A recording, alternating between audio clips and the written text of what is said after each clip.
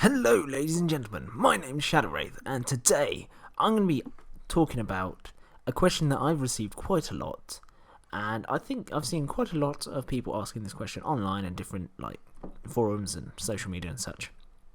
How do I equip my Plague Marines? Is it better to bring a knife to a gunfight or a gun to a gunfight? Well, I'm going to kind of break down the pros and cons of both. And then at the end, I'm going to give my opinion on which one's more competitive, or which one I just prefer when I'm playing more competitively. So, we'll go over the first option, which is going for the double plague knives. And when I say 2 plague knives, I also mean you're going to be bringing 2 of them with Flails of Corruption, because Flails of Corruption are absolutely fantastic. So we're going for the up close and personal approach with these Marines. Okay, so quickly go over the stat line. A Plague Marine, you should know this, but if you don't, I'll go over it quick. Weapon skill 3+, so they're pretty good in scrap. Ballistic skill 3+, strength 4, toughness 5, 1 wound / 2 wounds soon in the future. We know they're going to have 2 wounds. 1 attack, leadership 7, 3+ save. Very solid stat line. They've got Death to the False Emperor, so if you roll a 6, it counts as an extra attack, so you get to roll again to try and hit against Imperium units only. And then we've got Disgusting Resilient, of course, ignoring wounds on a 5+, and mortal wounds, mind you. And then we have Vectors of Death and Disease, a Plague Marine armed with 2 Plague Knives, a Plague Knife and a Bubonic Axe, or a Mace of Contagion and a Bubonic Axe, has an attack characteristic of 2 instead of 1. So, yeah, they have 2 attacks rather than 1. So you're going to want 2 of them with a Mace of Corruption and a Bubonic Axe, and the rest of them, 2 knives. So, everyone's getting 2 attacks minimum. Your Plague Champion will be getting 3, boasting a nice one. You can give him a Plague Sword if you want, whatever, as long as he's got 2 melee weapons. And then having 2 attacks with the Mace of Contagion is okay. Yeah, it's not bad. But I'd rather go for the Flare of Corruption, if I'm honest. I know it's only 1 attack, but who cares? Because instead of 1 attack, you instead make D3. And I'll quickly go over why the Mace of Flail of Corruption is amazing. It's because if you've got Death to the False Emperor, and you're going against Imperium, and you roll a 6 with one of those 3, you don't get an extra attack, you make an extra D3. And I have had situations where I have rolled 2 6s off of my D3, which resulted in about 7 hits from one guy. And it's not rubbish either. It's +2 strength, so they're strength 6, -2 AP, 2 damage, and wounds do spill over, because they're special that way. So we're going to go with 10 Plague Marines for this example, okay? 10 Plague Marines versus 10 Shooty Marines. And altogether, if you give 2 of them the Flails of Corruption and the rest of them 2 knives, you are looking at 210 points now. Obviously, when they got 2 wounds, they increase their points value by 20% according to the community page. So I think that brings them up to 23 points or something like that each. So it'll be more. It'll be 20% more, in fact. Yeah, well, slightly less than 20% more. And bear in mind, I'm going with everything you can possibly do. So you don't have to do every single one of these things, but we're getting the best out of these 10 Plague Marines as we can for both examples. So, how do you want to run your Combat Marines? Well, first of all, you are going to want Blades of Putrefaction as one of your psychic powers, without a doubt. And then the other one is Putrescent Vitality. Putrescent Vitality gives you +1 strength, +1 toughness. So you're now strength 5, toughness 6 Plague Marines. Ridiculous, I know. Blades of Putrefaction I like because it doesn't cost a command point, and basically it's +1 to wound, okay, in the fight phase. If you roll a 6, well, a 7+ to wound, it counts as a mortal wound, in addition to any other damage. So it's good for getting past things like Custodes or anything with a stupid invuln. Okay, so that's the psychic powers done. you're going to want at least one Blight Hauler with you, because the Mephitic Blight Haulers get a stratagem called Parasitic Fumes, okay? And basically increases your AP by 1. So AP 0 becomes AP minus 1, as long as they're within 7 inches of that Blight Hauler, the enemy unit, that is. So your Plague Marines are now minus 1 AP with their stabby attacks. That's 1 CP so far. Then we're going to give them Trench Fighters for 1 CP as well. Basically, you use this in the fight phase for Plague Marine units in your army when you choose to fight with them. Until the end of that phase, when a model in this unit fights and it is equipped with 1 or more Plague Knives, it can make 1 additional attack with 1 Plague Knife. So they are now at 3 attacks each, or 4 attacks for your champion. That's a hell of a lot of attacks. And if you want to be extremely cheeky, you can stick Creeping Blight on them for 1 CP as well. You add 1 to any damage rolls made by attacks. You don't roll for damage, so as far as I understand, you won't get 2 damage per, but it would be nice. But this is where we take it, because on a wound roll of a 6, the AP is minus 4. Now that stacks quite nicely with Blades of Putrefaction, because if I put this all together, you are now 3 attacks with each Plague Marine, okay? And you're hitting on 3s so far, and you're going to want your Warlord trait to be Arch Contaminator, because they're all got Plague Knives, which are Plague Weapons. So you'll be re-rolling to wound, which is quite nice.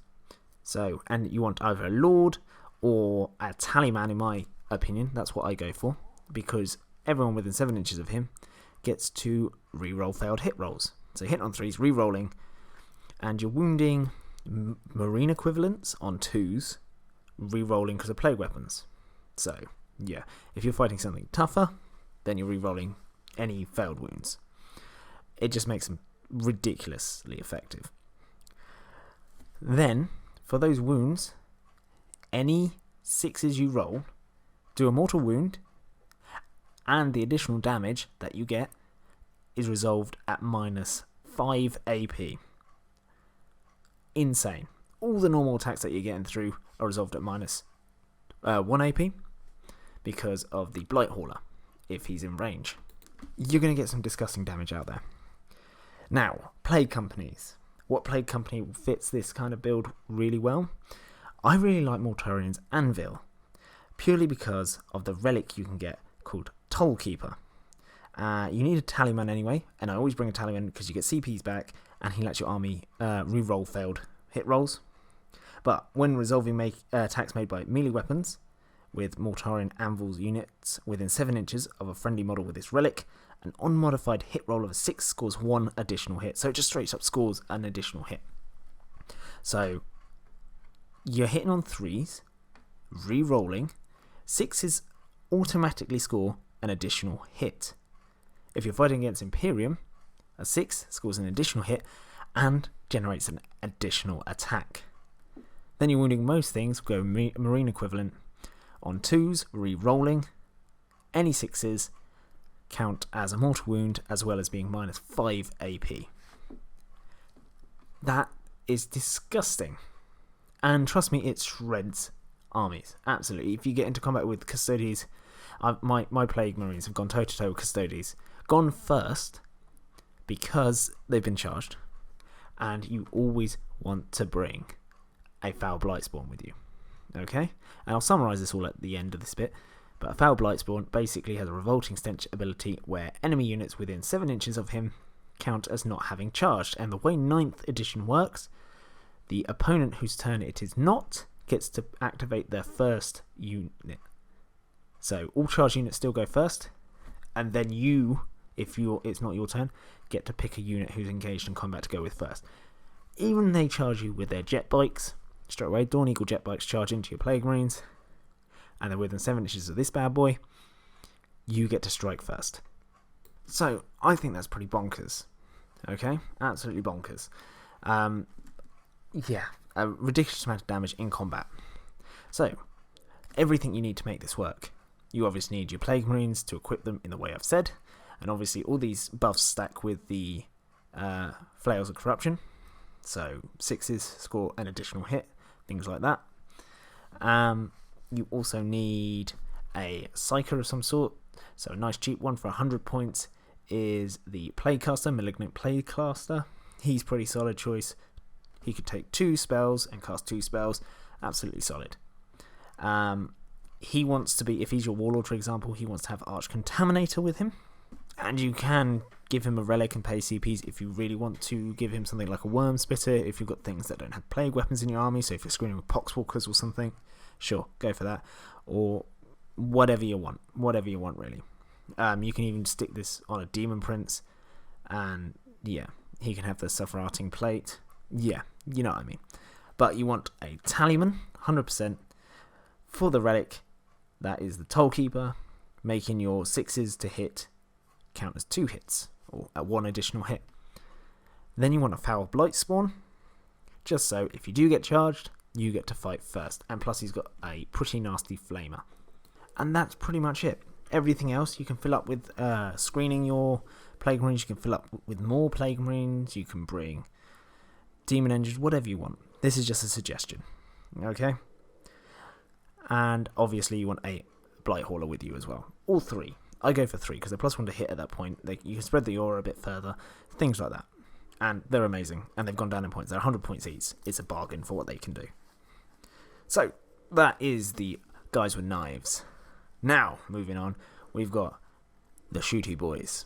So we've got the Plague Marines with bolt guns. Now, they are pretty much stock standard, standing at 18 points currently with 1 wound. They'll be going up to like 23 or whatever with 2 wounds. But it's the cheaper option. Straight away, cheaper option. Unless you decide not to bring any Flails of Corruption, in which case they cost exactly the same. What do you want to bring with them? Well, it's not too dissimilar, okay? And by which I mean you always want to have Psychic in your Death Guard army, but you want to have Arch Contaminator. And I know what you're thinking, Plague, they're not Plague weapons, they're just bolt guns. Well, that's where you're wrong, because they can be. Because we've got 10 Plague Marines with bolters, and that's it. And you give them Virulent Rounds for 1 command point. And you use this in your shooting phase when you choose a Plague Marine unit to shoot with until the end of the phase. Bolt weapons gain the following ability, Plague Weapon. When resolving an attack made by this weapon against an infantry unit on an unmodified wound roll of a 6, the armor penetration characteristic of this weapon is -4 for that attack. That is bonkers for 1 command point, but that's a nice little bonus. We want it for the Plague weapons, because now we've activated Arch Contaminator. So we are re-rolling all our failed wounds. Then we're going to be spending more CPs, 2 to be precise, to give them Relentless Volleys. You use this stratagem in the shooting phase when a Death Guard infantry unit from your army is chosen to shoot with. And what that does is it makes them rapid fire too. So if you're in rapid fire range, which for Death Guard is 18 inches, that is now 4 shots per Marine. So we're looking at 40 shots coming from 10 guys. That's pretty nice, pretty tasty. And then if you need it, you can give them for 1 command point Overwhelming Generosity, which increases the range of Plague weapons by 6 inches, because they're now Plague weapons. So you've got a little Death Star running there, because you want either a Demon Prince or a Chaos Lord to give you rerolling 1s, at least. So you're hitting on 3s, rerolling 1s, and then you want to be in rapid fire range, so if you need to increase your range, you can. If not, you don't have to.